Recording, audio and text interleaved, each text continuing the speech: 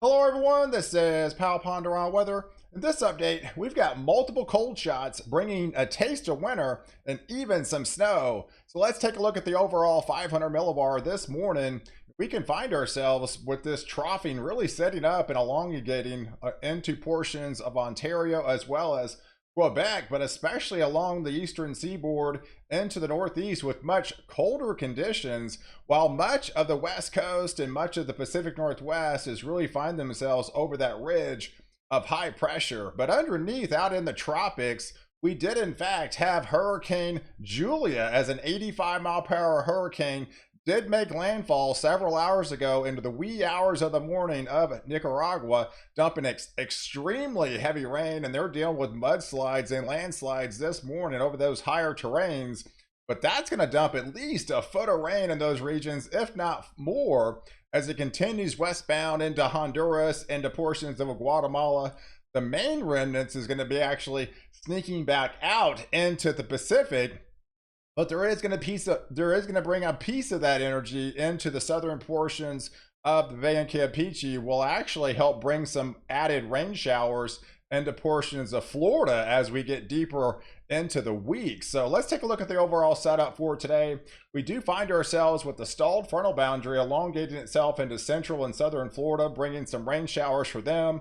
On the tail end of that, we have some heavier thunderstorms around an upper level low pressure center in southern portions of New Mexico and far west Texas. They are going to be seeing some very heavy rain, if not some flooding rains out there in that region.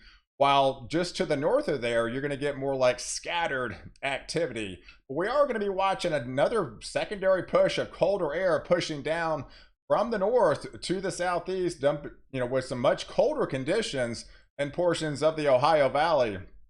So by the time we get into your Monday time frame, there is the upper level low pressure center really locked itself over portions of New Mexico, but far west Texas are going to be picking up some much needed rain with this system, if not some heavier rains at time. And there's that other push of colder air continue to push out of Canada into the upper Great Lakes and portions of the Northeast. But by the time we get into Tuesday, we do have a mini shot of colder air elongating itself into the Pacific Northwest. In the higher elevations, we are going to be seeing some snow flying in portions of Montana, as well as into Wyoming and into portions of Colorado here. Well, we find ourselves in portions of the Ohio Valley with just kind of scattered activity. And then just there's that stalled frontal boundary continue to bring added rain showers to portions of central and southern Florida. But yeah, by Wednesday, we just have continuing troughing setting up. So we have another push of colder air coming in from Canada, elongating itself over portions of Manitoba, back into the Dakotas, back into Minnesota, as well as into Wisconsin here. We are going to have an upper level low pressure center that's going to be dragging down that colder air, and it's going to got a lot of moisture with it as well. We could be talking some heavier snow flying into portions of Manitoba as well as in portions of Ontario as we get into the day on Wednesday. But down the tail end of that, there is that cold front will be shifting from northwest to the southeast, and it'll bring a quick rain showers with it. It's going to be a very progressive type front, meaning it's going to be a very fast moving front. So it's not going to be leaving very heavy rain amounts. It's going to have a lot more moisture to deal with the further north you get on this front. So if you live in portions of Michigan, especially into Illinois, going back into Missouri, you are going to be seeing some rain showers along this front. And then out here into the Gulf of Mexico, that's kind of the DNA or the remnants. A piece of the energy, what's left over from Julia, will be hanging out here and eventually be elongating along this front and adding to those rain showers into portions of Florida. So yeah, but the continued push of much colder conditions with these, Arctic shots of colder air pushing in from into the upper Great Lakes as well as into the Ohio Valley. If you live in the central U.S., you kind of get just a mini taste of this front. Kind of a glancing blow from this particular frontal boundary, as the main push will be basically really confined over the eastern 2/3 of the U.S., while much of the west coast is still locked under that ridge of high pressure and more just drier weather and just calmer weather and just above average temperatures for you guys out there. But yeah, as we get into your Thursday time frame, you still have that continue to push with that colder air. And so just to the north of there, we are looking at a pretty significant 990 millibar low pressure. So yeah, we could be looking at some heavier snow flying in Manitoba, getting in portions of Ontario as we even get into the day on Wednesday. But going into your Thursday, while along that frontal boundary, we are going to have a quick shot of rain showers. So, I mean, it's going to be very quick into portions of Oklahoma as well as into Texas.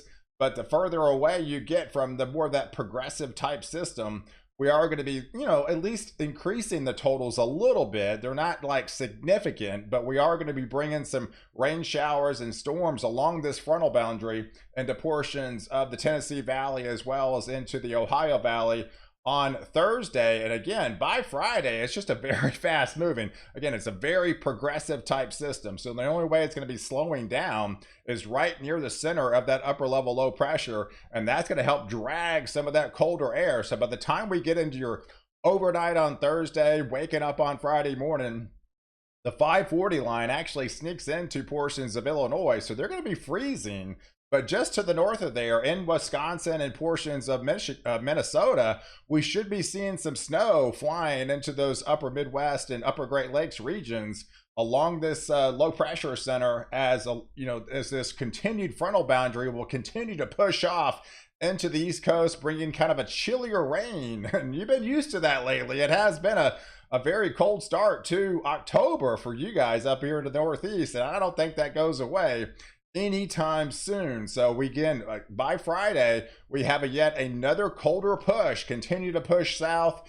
That again, that glancing blow is more or less confined into the eastern 2/3. The central U.S. is just kind of a glancing blow from that colder push of air, while much of the colder push will be really confined to the Ohio Valley, but it'll start sinking southward into portions of the southeast as we get into your day on Friday and into the weekend and going into Monday. Kind of the same deal. We have yet another shot of colder air. So it's going to be a pretty chilly week and going into next weekend for much of the eastern 2/3 of the United States, and much of the West will continue to be locked and loaded over that ridge of high pressure, continue to remain pretty dry in those areas, and well above average temperatures are going to be locked in that area really for the foreseeable future, while much of the eastern 2/3 is really confined under those colder shots of air. But where it gets interesting, right? So I mentioned it's going to be more of a progressive type pattern. We talked about the North American oscillation yesterday, but it's going to be positive for the next week. And that's the main reason why we have these systems that come across with these cold fronts that, especially further south it goes, it's not going to have much moisture with it because it just goes by so quick. But we are seeing notable signs. It actually turns negative by the time we get into the 18th of the month. And this NAO actually goes fairly deeply negative as we go into the 25th, 26th time frame. So about a week to 10 days, it looks to be negative, and that sets up an interesting pattern as we get into the second half of October. So, let's take a look at the overall 500 millibar as we get into your second half of October, and we find ourselves with that ridge. That's an indicative of more or less like Greenland blocks setting up over the top. Usually then when that happens, you have lower pressures that set up underneath. And we have that significant trough with that relentless push of colder air. It's going to do one of two things, right? It's definitely going to be able to slow down the pattern. So as we get these little systems coming in from west to east, it's going to have more, these things are going to be setting up over these areas for a longer period of time, be able to open up the Gulf of Mexico, and it can help adding to those moisture levels and increasing the rain amounts, especially as we get into your central 2/3 of the U.S., but really setting up a low pressure center underneath. And it gets interesting as we get towards the 18th of the month, because the longer this thing sits there, it just drags in that colder air, and it just kind of gets colder and colder. But it also helps lower the pressures underneath out into potentially the open waters of the eastern seaboard.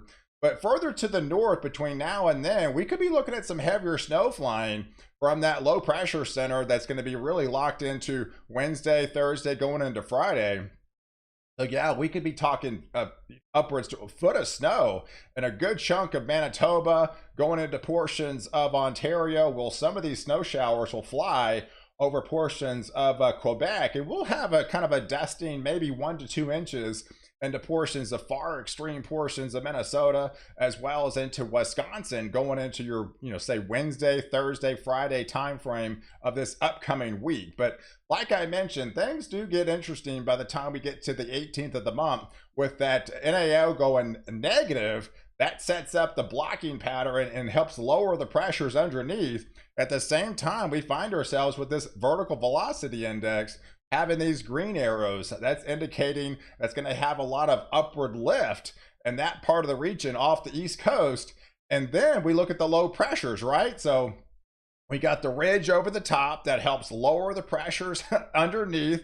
And there we go. We find ourselves with a 994 low pressure center off the coast of the eastern seaboard. So that could be one of two things. This could be somewhat potentially tropical in nature, or it could be a nor'easter with that cold air continue to push, and we could be looking at maybe a snow event by then. So things definitely get interesting as we get towards the second half of October. But between now and then, we're going to be dealing with a very progressive type pattern, with that ridge of high pressure pretty much confined and locked and loaded over the good chunk of the west. There ain't much rain to speak of out there, I'm sorry. But then again, for the central 2/3 of the US, I mean, again, with this progressive type system, we are going to get the cold front. We do have that low pressure center that's locked over portions of New Mexico and far west Texas, where we're going to be looking at some possibly 1 to 3 inches of rain. But once you get out into the central and eastern parts of Texas, there's really not much moisture with this really fast moving front, unfortunately. While really this is the remnants of what was Julia, will be elongating itself over that, get picked up with that frontal boundary and help adding to those increased rainfall totals for this region. But especially out in the northeast, where you get more of a stalling pattern at the end of the period, where that NAO definitely starts to go negative there. It's helped slow down these systems the further eastbound it goes, and therefore increasing the rain amount. So hey, I appreciate you guys watching. Do like this video, definitely leave your comments below, and don't forget to subscribe to my channel. Catch the latest update where I protect you before and after the storm.